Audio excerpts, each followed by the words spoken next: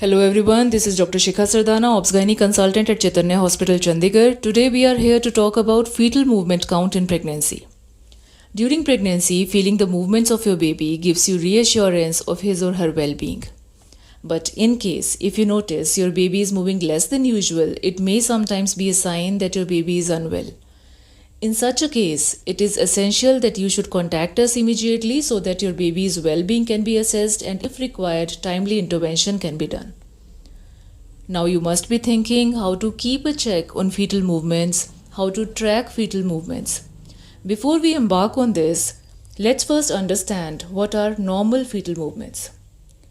Pregnant women feel their baby's movements as kicks, rolling movements, flutters, or like a swish. Fetal movements vary somewhat depending on the time of the day, gestational age, and certain other factors. Over the day, frequency of movements increases from morning to night with peak activity late at night.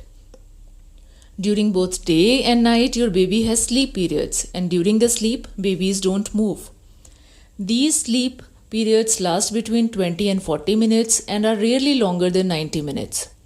The number of movements tend to increase until 32 weeks of pregnancy and then they stay about the same. Apart from these factors, generally women find their babies are most active after eating a meal or after having something sweet. Now, as you understand the basics of fetal movement and their variations over time, let's take up how to count fetal movements. Start the fetal movement count from 28 weeks onwards and count until you deliver. Take a fetal movement chart or a notebook and a pen. Sit in a comfortable position. Some moms prefer sitting in a well-supported position with their arms holding their bellies, whereas others prefer lying on their left sides. In fact, lying on your left side also allows for the best circulation, which could lead to a more active baby.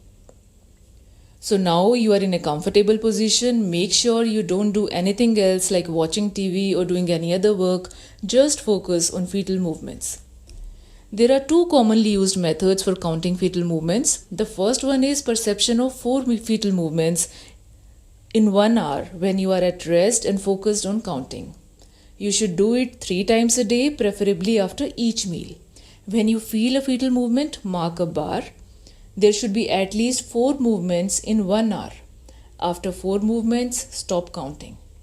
If you don't appreciate 4 movements, then eat something and count again. If still the movements are lesser than 4 in 1 hour, go to hospital. Then the second way is count to 10. That is perception of 10 fetal movements over up to 2 hours when you are at rest and focused on counting. After 10 movements, stop counting. If you are unable to feel 10 movements in 2 hours, eat something and try again. If still the movements are less than 10 in 2 hours, reach hospital. Once you reach hospital for the complaints of decreased fetal movements, we will evaluate you for any high-risk factors, examination will be done, and then a non-stress test or CTG will be done in labor room. In case there is some high-risk factor, we might advise you, we might do an ultrasound and Doppler study.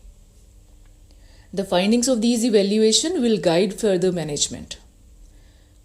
So the carry-home message is that you should seek immediate help if you feel that the movements are reduced, as this may help identify potential problems and provide us the opportunity of timely intervention to reduce adverse outcomes. So be aware of the fetal movements and keep account. With the wishes of a happy, healthy and safe pregnancy, we want to thank you all for joining us.